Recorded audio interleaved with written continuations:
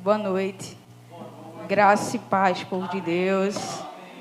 Que maravilha estarmos aqui, né?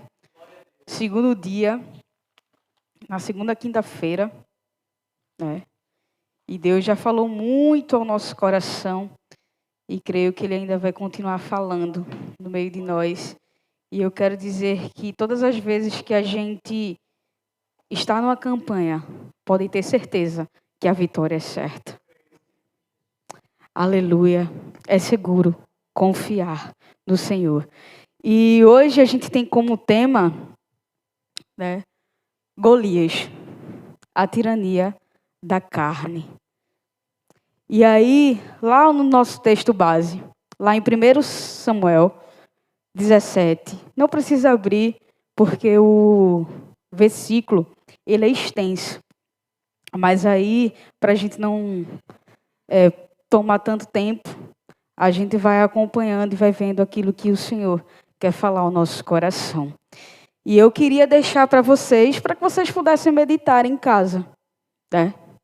Eu vou estar falando aqui, eu vou estar trazendo uma ilustração, e aí quando chegar em casa, vocês ficam com uma atividade de casa, para vocês estar ali acompanhando melhor sobre a história, né, de Davi e Golias. E aí, nesse livro de 1 Samuel 17, ele fala uma história muito famosa, bem conhecida, que é a história de Davi e de Golias, né? E aí ele fala dessa parte do confronto, né, que teve do povo filisteu e do povo, né, de os israelitas. E aí a gente vê que Golias, ele era um homem que tinha uma estrutura imensa, né? E aí Golias, ele se achava invencível. Golias, ele tinha aquelas armaduras, e aí que a gente vai ver de uma forma mais direcionada na palavra, e aí todo o povo israelita tinha medo de Golias. Tinha medo, porque disse, oxi, como é que a gente vai ganhar de um homem desse? De um gigante desse? Né? Então, muitas vezes, a gente está olhando, né, com nossos olhos carnais. Mas quando a gente tem um olhar espiritual, a gente vê que o exército de Deus é bem maior do que qualquer gigante. E eu creio que nesta noite a gente vai vencer o Golias que muitas vezes está dentro de nós. Eu creio que o exército do Senhor, ele vai vencer nesta noite. Porque o Senhor, ele é aquele que não perde batalhas. E toda vez que ele entra no cenário, que ele entra no contexto, a vitória, por mais que seja difícil, por mais que tenha obstáculo, mas a gente sabe que o Senhor está conosco. E a gente sabe que é seguro confiar no Senhor em todo o tempo. E aí a gente vê, né? Então os filisteus, eles zombavam, né, daquele povo, diziam, não, vamos destruir essa nação, vamos destruir esse povo, né? Era isso que eles pensavam, né, em fazer, sendo que eles esqueceram, né, de um Deus que ele é vivo, um Deus que opera prodígios, milagres e maravilhas. E Davi era um jovem pastor. Ninguém dava nada por Davi. Ninguém dava nada por Davi. E Davi apareceu para entregar mantimento aos seus irmãos. E aí ele ficou impressionado da forma da audácia daquele gigante. De como ele se comportava. Como se a guerra já tivesse acabado. Como se ele já tivesse vencido aquele povo. E Davi se incomodou. Ele disse, oxente, quem é esse gigante? O que é que esse gigante pensa que ele é? Diante de um Deus vivo, do meu Deus vivo, do nosso Deus vivo. Quem ele pensa que ele é? Né? Então, Deus ele levanta pessoas para cumprir o propósito que ele prometeu a cada um de nós. Né? E aí ele fica indignado. E aí ele pede para Saul, para o rei Saul, e diz: Rei Saul, me deixa ir lá. Me deixa ir lá. Eu quero lutar com esse gigante. Eu quero ir até lá. Eu quero defender o meu povo. Porque eu sei que muitos estão com medo. Mas eu não estou com medo. Porque eu não estou só. Aleluia, glória a Deus.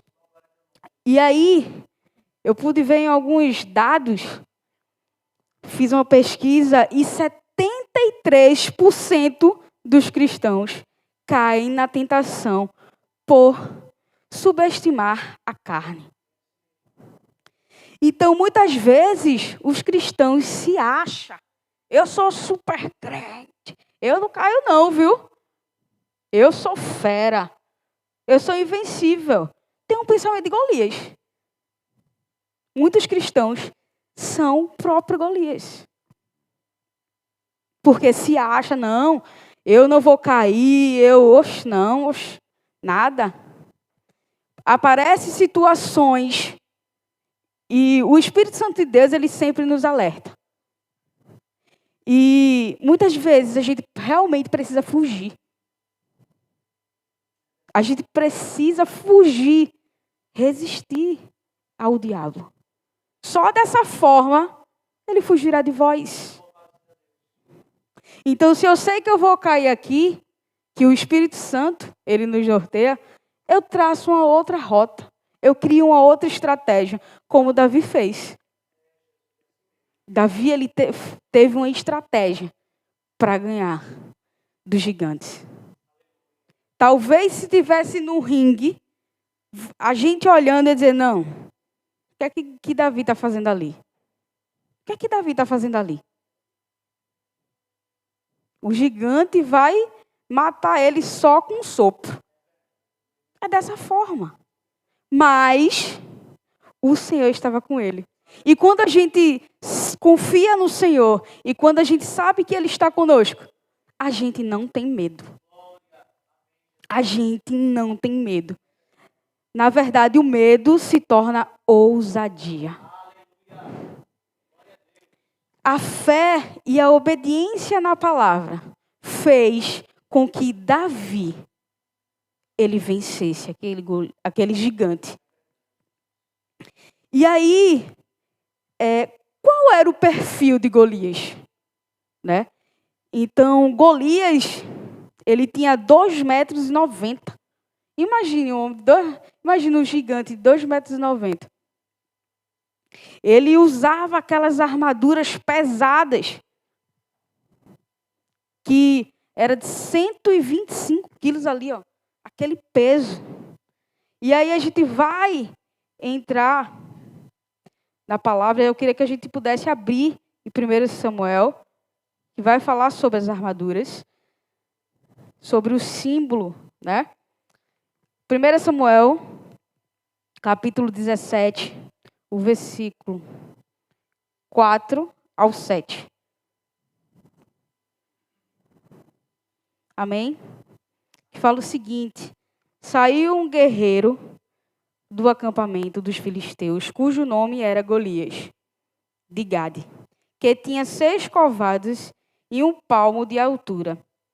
Ele tinha um capacete de bronze na cabeça e vestia uma couraça de escamas de bronze, que pesava 5.000 siclos.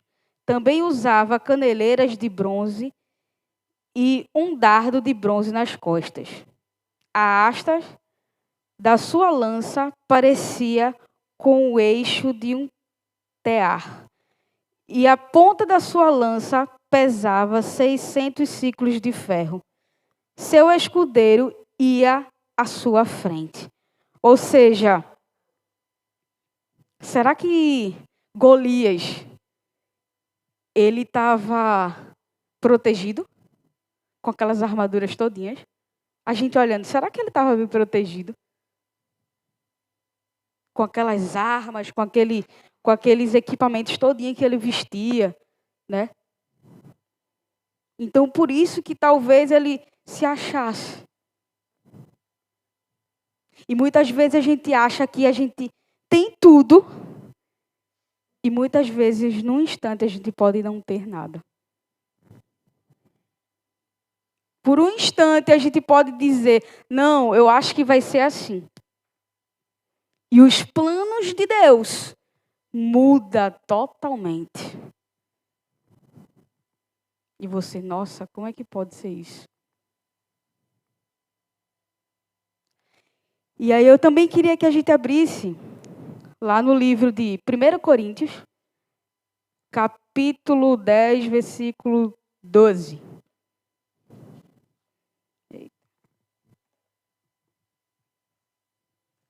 1 Coríntios 10, 12. Que vai falar assim.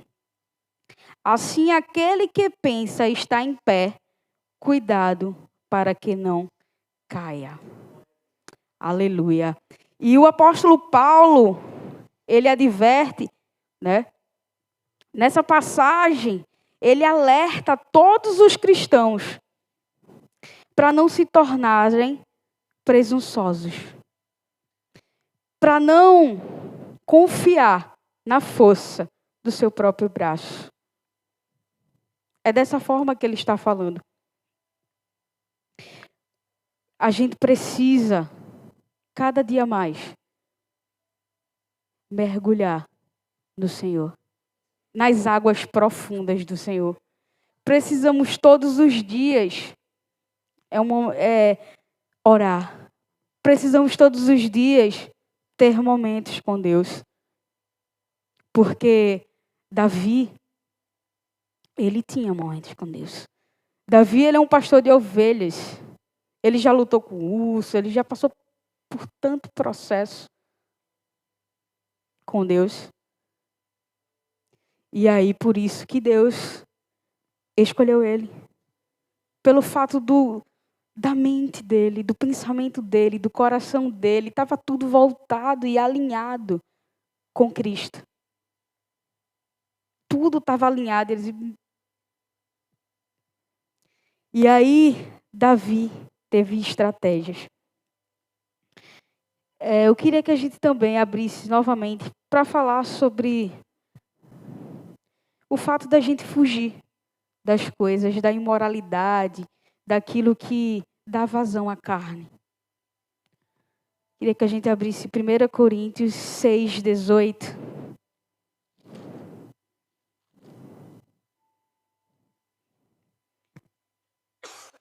Fala assim. Fugir da imoralidade. Qualquer outro pecado que o homem comete é fora do corpo. Mas quem pratica a imoralidade peca contra o corpo. Amém? A versão de vocês também está assim? Amém.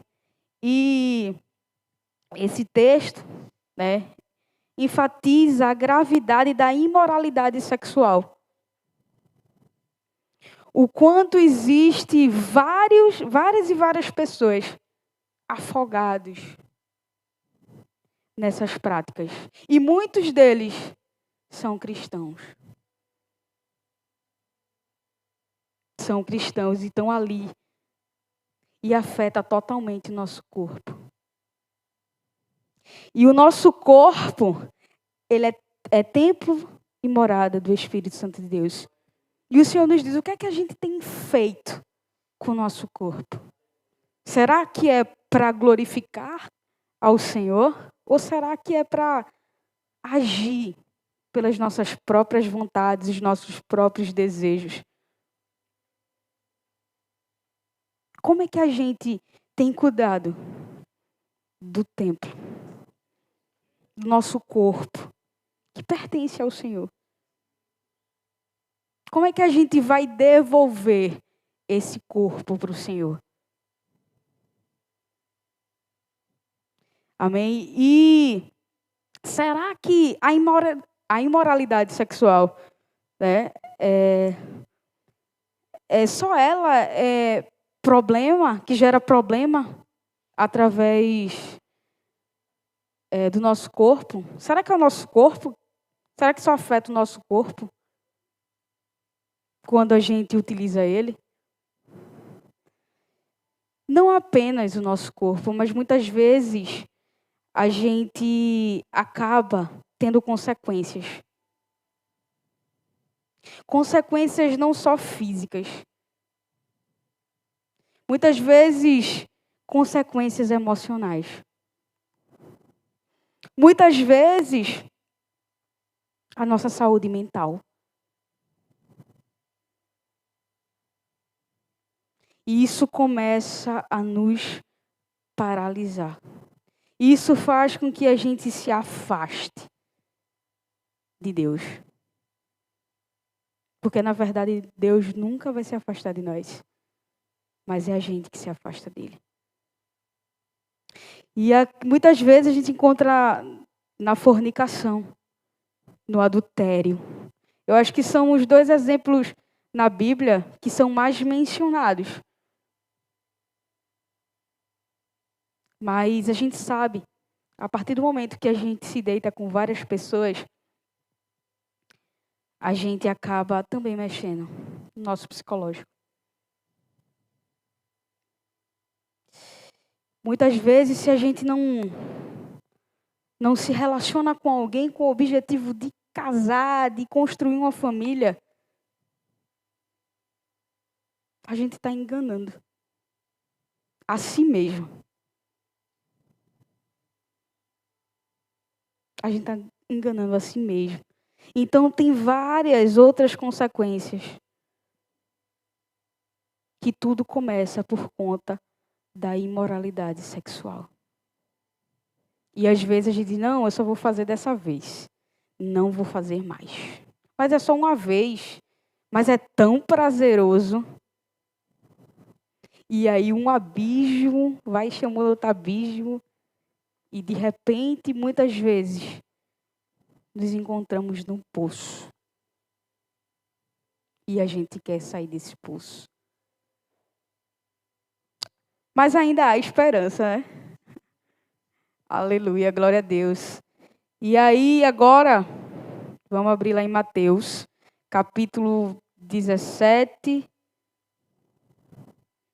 Mateus 17, 21.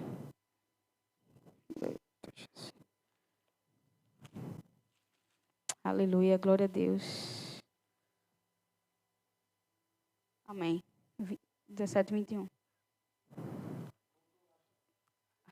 Amém. Mas essa espécie de demônios não sai a não ser com oração e jejum. Aleluia. E quando eu falei que a gente muitas vezes se encontra no fundo do poço, que a gente quer voltar a ter intimidade com o Senhor, a gente quer voltar a ter aqueles momentos maravilhosos com o Senhor. Muitas vezes a gente precisa começar a fazer jejum e oração. E até aqueles que estão na igreja, estão na sua caminhada, nós precisamos do jejum e oração. Porque através do jejum e da oração é que é quebrado muitas coisas em nossas vidas. Através da gente se consagrar, através da gente se doar mais e mais, é que nos livramos dessas coisas. Não porque somos alguma coisa, mas porque o Senhor nos dá força. Porque a gente diz, Senhor, eu estou aqui, eu não quero fazer isso. Senhor, eu estou sem força. Me ajuda a me sair dessa situação. E eu me lembro, né? Eu queria muito ser líder e eu passei um processo da minha vida, quase 2 anos, para ser líder. E aí eu queria ir ser líder, tudinho, e a minha líder, você não está pronta. Aí eu, poxa, mas eu gostava muito porque a gente era conselheira e a gente aconselhava as pessoas, os jovens e adultos, segundo a Bíblia. E principalmente na parte da sexualidade. Eu estudei muito sobre sexualidade e eu gosto muito de estudar sobre isso. E eu percebi que o Senhor estava preparando. O Senhor estava me preparando para, de fato, que eu pudesse saber lidar. Soubesse, de fato, como agir quando alguém tivesse para expulsar um demônio. Eu passei por todo um processo. E ela disse, não, ainda vamos lá, vamos fazer. E eu acredito que é dessa forma que a gente consegue vencer o gigante. É dessa forma, se consagrando, colocando diante do Senhor tudo e todas as coisas. Todas as coisas. Né? E um terceiro tópico fala aqui que Saul ele errou. Saul ele errou pelo fato, né, de querer colocar as suas armaduras em Davi. E aí, o Senhor, as suas armaduras, aquelas armaduras, quando você busca, ninguém tem elas, só você. Aleluia. Nossa confiança tem que estar em Deus. E as armaduras de Davi estavam além disso. Estava além de uma roupa, estava além daquelas armaduras físicas, humanas. Mas a armadura que Davi precisava era totalmente diferente. Vinha do Senhor. Então, o Senhor,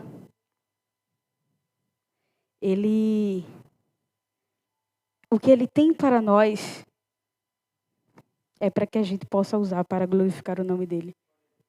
O que Ele nos dá é para a gente usar para glorificar o nome dEle. Temos que ser autênticos na nossa própria identidade. Todos nós, Deus usa cada um de forma diferente. Era dessa forma que Davi estava tentando explicar para Saul. Que ele não precisava. Que com aquelas armaduras não se encaixava nele. Mas ele só precisava das armaduras que o Senhor colocou na mão dele. Deu a estratégia para que ele pudesse usar para vencer aquele gigante. Aleluia. E nesse momento eu queria que a gente parasse, que a gente refletisse e que a gente pudesse vir aqui no altar. A gente pudesse entregar muitas vezes esse Golias que quer nos assombrar. Esse Golias que quer nos tirar do foco. Esse Golias que quer nos afastar de Deus. Que quer muitas vezes que a nossa vontade, que os nossos desejos possam falar mais do que o Senhor. Então, vocês podem chegar aqui no altar, a gente vai fazer uma oração. Pastor, o senhor pode vir aqui, Guilherme também. E eu queria que todo mundo se ajoelhasse aqui. Queria que a gente entregasse esse momento. Eu queria que a gente pudesse fazer oração. Uma oração onde o Senhor vai nos dar a armadura que a gente precisa para vencer o gigante da nossa alma. Amém.